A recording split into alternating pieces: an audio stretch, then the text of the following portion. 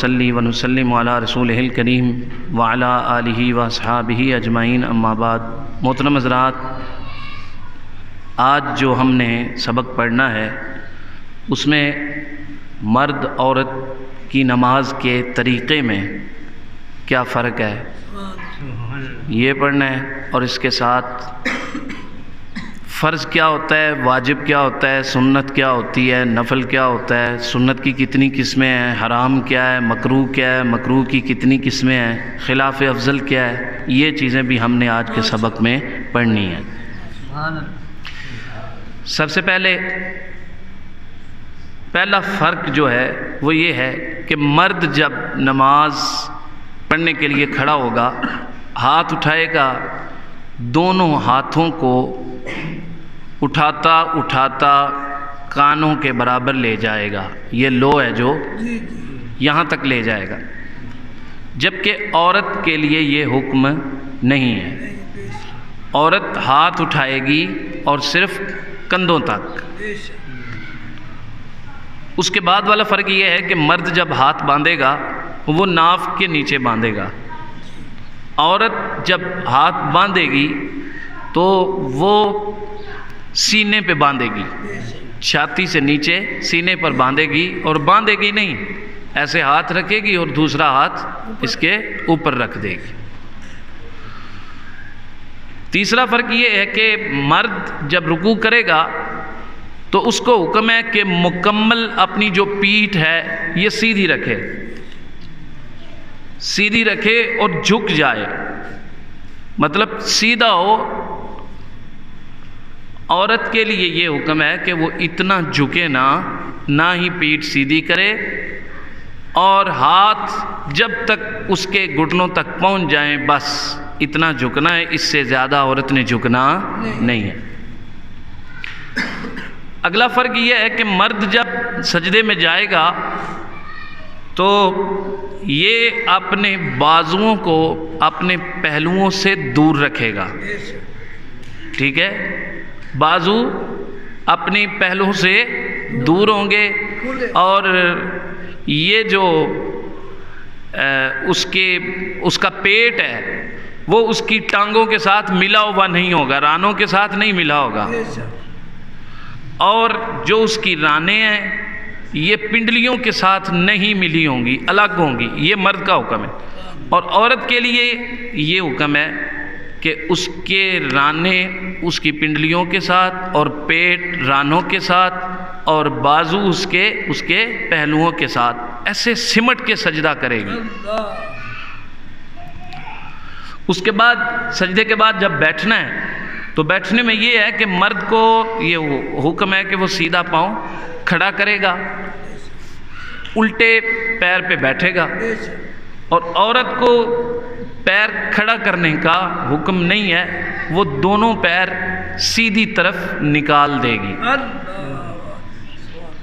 ایک پیر نکال کے اس کے اوپر بیٹھے گی اور دوسرا پیر نکال دے گی۔ تو یہ اس کا طریقہ ہے۔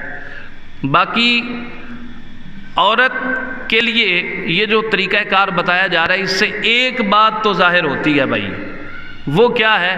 وہ یہ ہے کہ عورت پردے کا نام ہے، اللہ کے حضور اس نے حاضر ہونا ہے تو اس کے لیے پردے کا اہتمام ہے میرے بھائی۔ جب بازار جانا ہوگا تو کتنی سختی ہو گئی، وہاں کتنی سختی ہوگی اس کے لیے۔ اللہ کے دربار میں آنا ہے تو حکم ہے گھر کے ایسے حصے میں نماز پڑھے جتنا چھپ کے ہو سکتا ہے پڑھے۔ اچھا، اب دوسرا ہمارا موضوع یہ ہے، وہ بھی بیان کر دیتے ہیں کہ فرض کیا ہے، واجب کیا ہے، کیونکہ آگے ہم نے نماز کے فرائض بیان کرنے ہیں، واجبات بیان کرنی ہیں، سنن بیان کرنی ہیں، تو میں سمجھتا ہوں پہلے بھی بتایا ہوا ہے لیکن اب دہرا دیا جائے تاکہ ریکارڈ بھی ہو جائے اور ہمیں یاد بھی ہو جائے۔ فرض کیا ہوتا ہے؟ فرض وہ ہوتا ہے، مختصراً عام فہم تعریف کرنے لگا ہوں، فرض وہ ہوتا ہے جس کے بغیر انسان عبادت مکمل نہ کر سکے، یعنی جس چیز کا وہ فرض ہے اس کے بغیر وہ چیز مکمل ہو سکتی نہیں۔ نماز کا فرض ہے تو اس کے بغیر نماز مکمل نہیں ہوگی، ٹھیک ہے؟ وضو کا فرض ہے تو اس کے بغیر وضو مکمل نہیں ہوگا، فرض۔ اور فرض کو چھوڑنے والا گناہگار ہوتا ہے، سخت گناہگار ہوتا ہے۔ فرض کو چھوڑنا حرام ہوتا ہے، فرض کو چھوڑنا کیا ہوتا ہے؟ حرام۔ دوسرا نمبر واجب کا ہے۔ واجب چھوڑنا بھی گناہ ہوتا ہے، لیکن واجب اگر غلطی سے چھوٹ جائے کسی عبادت میں تو وہ سجدہ سہو کرنے سے پورا ہو جاتا ہے۔ ویسے واجب کا ترک گناہ ہوتا ہے، واجب کا ترک کیا ہوتا ہے؟ انسان اس سے بھی گناہگار ہوتا ہے۔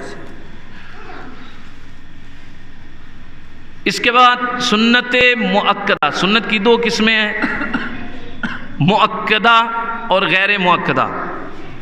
سنت مؤکدہ وہ ہوتی ہے جس میں تاکید پائی جائے، تو سنت مؤکدہ کو ترک کرنے والا بھی گناہگار ہوتا ہے۔ ایک دو بار اگر ترک ہو گئی تو بہرحال اس کی رخصت ہے، اس کی عادت بنا لینا یہ گناہ ہے۔ سنت غیر مؤکدہ وہ ہوتی ہے جس میں آپ کو رخصت ہوتی ہے، چھوڑ دیں یا عمل کر لیں۔ سنت غیر مؤکدہ کے بعد پھر ہوتا ہے مستحب۔ کیا لفظ بولا ہے میں نے؟ مستحب وہ ہوتا ہے جس پہ عمل کر لیا جائے تو زیادہ بہتر ہوتا ہے، نہ کر لیا جائے تو گناہ وغیرہ نہیں ہوتا۔ اس کے بعد ہوتا ہے مباح۔ کیا لفظ بولا ہے میں نے؟ مباح۔ مباح کہتے ہیں جس کے کرنے یا نہ کرنے میں کوئی گناہ یا ثواب نہ ہو۔ اب دوسری طرف آ جائیں، سب سے بڑا جو گناہ ہے شرک کے بعد، وہ تو اسلام میں ہے ہی نہیں نا۔ اگر کوئی مسلمان سب سے بڑا گناہ کرتا ہے تو وہ حرام ہے، حرام۔ حرام ایک ہی بار کیا تو اس کا گناہ ہے۔ حرام ایسا گناہ ہوتا ہے کہ جس کی سزا بھگتنے کے لیے دوزخ میں جانا پڑ سکتا ہے، جہنم میں جس کی وجہ سے بندے کا داخلہ ہو سکتا ہے اس کو کہتے ہیں حرام کام۔ جس طرح زنا ہے، شراب ہے، جوا ہے، سود ہے، یہ مثال دی ہے، اور بھی کئی گناہ ہیں۔ اس کے بعد مکروہ تحریمی۔ مکروہ تحریمی یہ وہ مکروہ ہوتا ہے جو حرام کے قریب ہوتا ہے، اس کا کرنے والا بھی گناہگار ہوتا ہے۔ اگر یہ عبادت میں ہو تو پھر عبادت دوبارہ لوٹانی پڑتی ہے۔ نماز میں اگر مکروہ تحریمی ہوا یا کسی اور جگہ ہوا تو دوبارہ لوٹانے سے، دوبارہ پڑھنے سے نماز ادا ہوگی، ٹھیک ہے؟ مکروہ تحریمی۔ حرام کام اگر ہو جاتا ہے نماز میں تو پھر تو نماز ہی نہیں ہوگی۔ اگر مکروہ تحریمی ہوگا تو وقتی طور پہ ہو بھی جائے گی، لیکن اس کو دوبارہ لوٹانا کیا ہو جاتا ہے؟ واجب ہو جاتا ہے۔ مکروہ تحریمی کے بعد ہوتا ہے مکروہ تنزیہی۔ کون سا مکروہ؟ مکروہ تنزیہی۔ اس کا کرنا نہ کرنا، یہ کرنے میں بہرحال افضل ہوتا ہے اگر کر لیا جائے کوئی کام جس کا نہ کرنا مکروہ تنزیہی ہو۔ نہیں سمجھے؟ تھوڑی سی مشکل بات ہو گئی ہے بھی کوئی کام کرنا اگر مکروہ تنزیہی ہے تو اس کا نہ کرنا افضل ہوتا ہے، اور اس کا کرنا مکروہ تنزیہی ہوتا ہے۔ اس کے بعد پھر مباح ہے، پھر خلاف افضل ہے۔ خلاف افضل کا مطلب یہ ہے کہ اب یہاں میں درس دے رہا ہوں تو اگر میں پنجابی زبان استعمال کرتا تو سب کو سمجھ آ سکتی تھی، سب کے لیے آسان تھا۔ تو اب اردو کر رہا ہوں تو یہ ہو سکتا ہے کہ کوئی کہے کہ خلاف افضل ہے، افضل یہی تھا کہ پنجابی ہوتی۔ تو یہ میں نے آپ کو ایک مثال دی ہے۔